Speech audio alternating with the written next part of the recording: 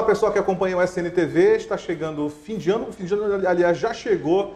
E já chegou ao fim também o mandato do senador Randolfo Rodrigues, da Rede Sustentabilidade. O primeiro mandato dele, um dos políticos mais populares da história do Amapá, campeão em votação. Está aqui conosco para bater um papo sobre qual é o futuro do mandato, né, desse novo mandato que começa agora no dia 1º de fevereiro, né, no caso, né, com a posse, né? Então, qual vai ser o foco do próximo mandato, senador? Bom, Celes, primeiro, obrigado por falar com você, falar com todos pelo portal Celes Nafs TV, todos e todas que assistem. Eu tenho que honrar cada compromisso que foi empenhado com os amapaenses. Este é o foco do mandato. É por isso que eu pretendo fazer uma continuidade do que já tínhamos feito. Veja, essa semana eu apresentei o projeto de lei 468 de 2018. Ele estabelece que toda aquela família que tiver um consumo médio de energia elétrica inferior a 70 kW e seja em curso em um programa social, está isento de pagar energia elétrica. Porque nós falamos isso durante a campanha. Durante a campanha nós padecemos aqui no Amapá das altíssimas tarifas de energia elétrica que o cidadão paga. Então, eu acho que esse é o projeto mais viável, eu apresentei essa semana, tem inclusive uma posição favorável da ANEEL, eu acredito que nós vamos conseguir avançar para a sua aprovação. Senador, por que não ampliar isso para, assim, porque nós estamos numa condição de estado produtor, de exportador de energia. E aí a gente vai agora entrar na tarifa verde, né, que é um alívio na conta, todo mundo vai sentir um certo alívio. Mas, na verdade, a gente nem deveria ter bandeira tarifária. Nunca deveríamos entrar na bandeira vermelha. Eu tenho os dois projetos. O projeto que estabelece que estados exportadores de energia elétrica, é o caso no Brasil de 3 estados, Celes: Amapá, Rondônia, Pará, 4, e Paraná. É o caso de 4 estados. Estabelece que esses estados não incorrem nunca na bandeira tarifária vermelha. Ocorre que tem 2 problemas nesse projeto. O primeiro é o seguinte, é que eu teria o apoio de 4 estados, mas ia ter a oposição dos outros 23. Então, vou ter dificuldade na aprovação desse projeto por conta disso, na contagem dos votos lá no Senado. Não é impossível, mas tem uma dificuldade maior. O segundo é que a bandeira tarifária, ela representa, na verdade, é um aviso sobre a tarifa de energia elétrica estabelecido pela ANEEL. De qualquer sorte, esse primeiro projeto está pautado, já está na Comissão de Infraestrutura. Nós estamos aguardando o melhor momento para tentar avançar com ele. Eu apresentei esse segundo sobre o mesmo tema. Esse segundo tem um alcance social, inclusive não só para o Amapá, mas para todo o Brasil. É um princípio elementar. Aqueles que têm mais viabilizam aqueles que não têm. Veja, Celes, dado do IBGE dessa semana, do início desse mês de dezembro, indica que 48% dos amapaenses estão incluídos na faixa abaixo da pobreza e da pobreza. Então, eu diria que esse projeto que estabelece a tarifa social de energia elétrica beneficiará no Amapá quase que 100 mil pessoas, quase 50 mil famílias. Já tem um posicionamento favorável da ANEEL, então isso já demonstra que é um cenário favorável. Favorabilíssimo. Eu vou procurar ainda avançar. Temos mais uma semana de período legislativo, né? Acho difícil, mas eu ainda vou tentar avançar essa semana. Veja, essa semana de período legislativo, nessa terça-feira, por exemplo, vai ser votado lá na Comissão de Assuntos Econômicos, e aí já será terminativo e irá para a Câmara dos Deputados, um projeto que é importantíssimo para o Amapá. Estabelece que os insumos da nossa Zona Franca Verde, provenientes de utensílios, de material para fábricas, entre outros insumos, terão isenção tributária. Ou seja, estabelece a incursão num regime tributário diferenciado para a Zona Franca Verde. E isso é uma vantagem comparativa a mais que nós aprovaremos lá no Congresso Nacional para a Zona Franca Verde, o que facilitará e muito mais a vinda e instalação de empresas para cá, para enfrentarmos outro drama, que é o drama do desemprego. É um regime tributário diferenciado para quem quiser, por exemplo, trazer maquinário para operacionalizar a planta industrial, então? É um regime tributário diferenciado em especial para isso. Quem quiser trazer maquinário, amplia as possibilidades da Zona Franca Verde. A Zona Franca Verde deixa de ser algo somente para produtos de origem animal, mineral e vegetal daqui. Para os maquinários que quiserem ser trazidos aqui para diversificar a produção na Zona Franca Verde, vão ter também as mesmas vantagens tributárias da Zona Franca Verde. É uma vantagem comparativa formidável que nem a Zona Franca de Manaus tem. Pois é, era isso que estava faltando para que a gente tenha realmente, na prática, indústrias se interessando. A gente já tem algumas indústrias se interessando em se instalar, alguns locais, como tem uma sorveteria aqui em Macapá que vai fazer lá a sua planta industrial. Temos também fábrica de ração também, presta a se instalar por lá. A própria indústria de energia... ainda? A própria tecnologia de energia solar já tem experiências aqui em instalação, né, experiências em curso. Ou seja, a Zona Franca Verde veio para ficar e já tem experiências concretas.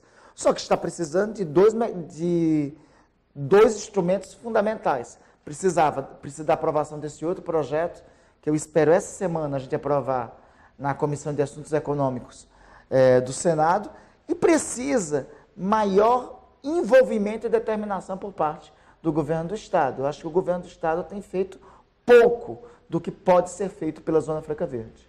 O senhor teve agora mais de 270 mil votos, é isso? 264.789. Pois é. Eu costumo não lembrar, eu costumo não esquecer as votações que eu obtenho quando sou vitorioso. Veja, Célis, a primeira votação que eu tive para deputado estadual em 1998, eu tive 1.756 votos. Foi em 98. Tinha 23 anos de idade. Era um pouco mais novo que você, né? Quando fui eleito pela primeira vez. Um pouquinho só. A primeira votação para o Senado, em 2010, eu tive 203.756 votos e agora 264.789. Eu faço questão de lembrar sempre esses números, tê-los quase como senha, porque eu tenho que sempre saber a dimensão da responsabilidade que eu tenho com os amapaenses. Pois é, desses 8 anos, queria que o senhor destacasse um ou dois momentos no máximo para a gente usar bem o nosso tempo aqui, que o senhor diria que foi um momento crucial, crítico desses 8 anos de mandato, assim, que foi bem difícil de contornar, ou que foi uma vitória que possa ser lembrada? É mais fácil lembrar das vitórias, né? Teve momentos de dificuldade, de angústia, mas sempre é mais fácil as vitórias. E foram várias para destacar. A transposição foi uma delas, né? Nós aprovamos 2 emendas constitucionais. Tinha, além da transposição, não bastava a transposição. Nós tínhamos as medidas provisórias que regulamentavam a transposição dos cidadãos que trabalharam para o Amapá, para o quadro da União. Tinha os decretos que nós tínhamos que tensionar o governo para regulamentar a transposição. Ela ainda está em curso, ainda tem o direito de muita gente que a gente tem que continuar lutando para que seja garantido. E existe, eu não vou mentir para ninguém, pode vir a existir ameaças para que a transposição avance, mas nós vamos estar vigilantes para que o que esteja na Constituição seja cumprido na íntegra, porque a Constituição, ninguém, nem presidente da República, nem senador, nem deputado, nenhuma autoridade no Brasil está acima do que está na Constituição, e a transposição foi um direito que nós asseguramos na transposição, e ela resolveu um conjunto de pendências que os amapaenses viviam. Aquela questão dos chamados 992 e 1050, que eram grupos que tinham sido excluídos por uma portaria da União, foram resolvidos na transposição. As questões, hoje, os fiscais da Receita do Estado do Amapá estão equiparados aos fiscais da Receita Federal do Brasil. Isso foi garantido devido à luta que empreendemos na Constituição, inclusive com a mesma remuneração. O grupo administrativo, hoje, veja, teve gente em 1990, 1991, teve cidadãos e cidadãs que ingressaram na Polícia Civil do Amapá, nos primeiros concursos públicos, trabalhando na carreira policial ou trabalhando até como delegado de polícia e recebendo a remuneração como agente administrativo. Todos esses já iniciaram, não está garantido, não ocorreu em todos, mas já iniciou o processo de transposição destes para receberem ou como delegados ou como agente da Polícia Civil remunerado pela União. Então, a transposição, você me pergunta 2, eu poderia citar várias outras conquistas que tivemos. No ano de 2016, nós asseguramos a repatriação, que garantiu o pagamento do 13º salário para os cidadãos daqui do Amapá. A atuação no combate à corrupção, as CPIs que participei, a luta contra aqui um decreto que ameaçava nossas florestas e nossas reservas minerais. Então, teria uma centena para destacar. Mas vou ficar na transposição do que ela representou para os amapaenses. Pois o senhor estava falando existe uma ameaça, né? Pode existir a ameaça de que a transposição passe a ter obstáculos com o novo governo. O senhor falou esse ano que fará, a partir do ano que vem, uma oposição pontual. Não uma oposição pela oposição, aquela oposição em cima de tudo, né? Mas uma oposição pontual. Isso quer dizer que o senhor vai votar com o Bolsonaro em alguns momentos? Não, isso quer dizer que eu terei responsabilidade com o Brasil. Veja, eu não serei nem oposição sistemática, não serei nem apoio, situação automática, nem oposição sistemática. Não espere de mim uma oposição do quanto pior, melhor. Eu terei a mesma postura que tive em relação a outros governos. O meu papel, o que o povo do Amapá espera de mim, como seu representante do Senado Federal, não é ser subserviente a governos, nem é também apostar no quanto pior, melhor. Eu não votei no senhor Jair Bolsonaro, nem no primeiro nem no segundo turno, mas ele é presidente de todos os brasileiros e deve ser respeitado por conta disso, por ser presidente de todos os brasileiros. Na democracia é assim, quem ganha a eleição, governa, quem perde a eleição, fiscaliza. A minha candidata, Marina Silva, não foi para o segundo turno, então meu papel nessa eleição, o meu papel em relação ao governo do senhor Jair Bolsonaro é fiscalizar os atos do governo. Se forem encaminhadas 70 medidas de combate à corrupção que o juiz Sérgio Moro anda embaixo do braço e que é uma mobilização da sociedade civil, terá meu apoio. Se tiver ameaças aos povos da Amazônia, à floresta e reversão de direitos conquistados, por exemplo, pelos trabalhadores amapaenses como da transposição, terá minha denúncia e oposição, né? Meu papel lá é defender o Amapá e defender o Brasil. A agenda que for para o Brasil avançar terá o meu apoio. Não será nem situação automática, nem oposição sistemática. O senhor avalia que a indicação do Sérgio Moro para o Ministério da Saúde, do Ministério da Justiça, foi um gesto do Bolsonaro? Foi ótima. Uma belíssima medida que tem meu aplauso. Assim como foi péssima a indicação de um ministro do meio ambiente envolvido em inquérito ambiental. A mesma coisa, botar a raposa para cuidar do galinheiro. Então, tiveram ótimas indicações que merecem nossos aplausos. E tiveram indicações que para mim, têm envolvimento com interesses e com negócios. Colocar alguém que está envolvido com lobbies para cuidar do Ministério do Meio Ambiente, me parece que não é algo racional. Então, por isso, em relação ao ministro da Justiça, tem meu aplauso. Em relação ao ministro do Meio Ambiente, tem minha crítica. Essa declaração de que ele vai acabar com a atuação ideológica no IBAMA, no Ministério do Meio Ambiente... Não pode ter não pode ter atuação ideológica no IBAMA, como não pode ter atuação ideológica no Ministério da Cidadania. Mas existe, né? Exatamente. Então, não pode ter atuação ideológica tanto à esquerda quanto à direita. Não pode ter um fundamentalismo na atuação no Ministério da Cidadania que envolve a parte dos direitos humanos, nem pode ter um conservacionismo na atuação do Ministério do Meio Ambiente. O Ministério do Meio Ambiente e o IBAMA, entre outros, e o ICMBio, tem que ser pautado por um princípio elementar, o desenvolvimento sustentável, que garanta equilíbrio entre meio ambiente, homem e natureza. Isso é a definição técnica e é o princípio de atuação. Então, não pode ter atuação ideológica em nenhuma área. Aliás, alguns, eu tenho visto agora, depois da eleição, alguns que falavam de atuação ideológica à esquerda, teriam atuação ideológica à direita. Né? Não tem nada mais, me permita a expressão, Célis, mais démodé do que essa história. Cartilha comunista, né? Cartilha fundamentalista, onda conservadora. Eu acho que nós temos que ter consciência que no século XXI tem conceitos além desse tradicional direito. Direita e esquerda são conceitos do século XIX, da Revolução Francesa. O bom e velho Marx, quando falou dos meios de produção, não previa que existia que a maior empresa do mundo no século XXI era uma tal de Facebook, baseada nas nuvens, nas redes sociais, né? Essas relações de produção não foi prevista no século XIX. O liberalismo do Adam Smith, dos fisiocratas, não previa as relações de produção do século XXI. Você não pode analisar as mesmas condições do século XXI com categorias do século XIX. Liberalismo virou um palavrão também, na verdade, né? Demonizaram essa expressão. Não, os dois viveram assim. Tanto, uns chamam de cartilha comunista, outros chamam de neoliberalismo. Ambos, na evolução humana, deram suas contribuições.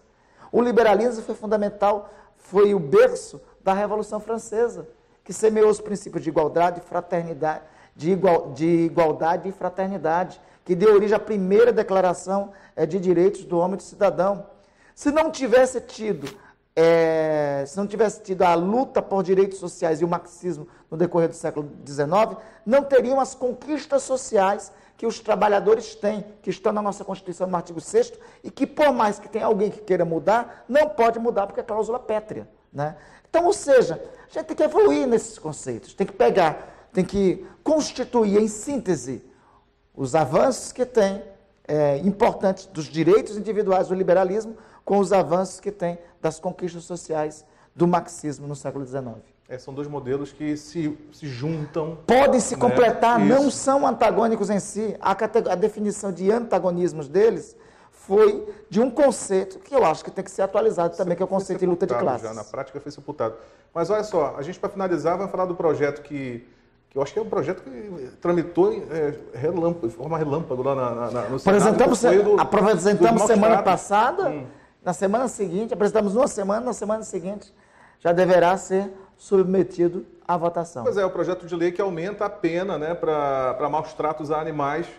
Foi protocolado lá há pouco mais de uma semana, já vai para o plenário amanhã, na terça-feira, né? Muito se deve ao Manchinha, né? Acho que a comoção que ocorreu com o episódio ocorrido numa loja em Osasco, em Osasco, em São Paulo, né?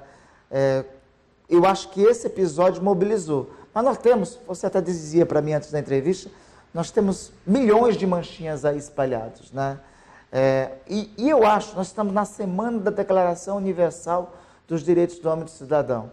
Se convencionou, e eu acho que é importante, quando a gente estava falando ainda há pouco de direita e esquerda, veja, quando podia se imaginar que a causa da convivência harmônica, amorosa e pacífica com outras espécies seria uma causa do século XXI?